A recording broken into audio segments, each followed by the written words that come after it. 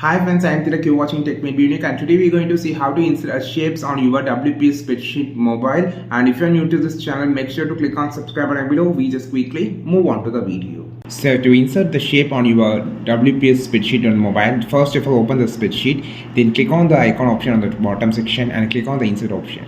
So in insert option, you can just scroll down and you will see an option called shape and click this.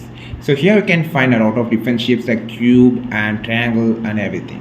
So you can just swipe up to make a style. There is a total of 4 styles, so you can pick which style you just needed.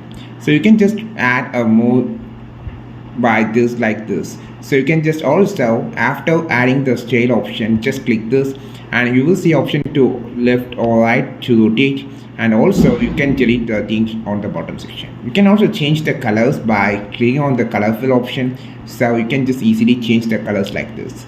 So and also the border color also can be changed, and you can also change the weightage on border style like this. This is how you just insert shapes on your WPS spreadsheet mobile. I think this video helped you a lot. Like this video, share this video, subscribe this channel. We will meet on next video with the super valuable content. This is Tilak signing off from Tech Made Be Unique. Have a wonderful day.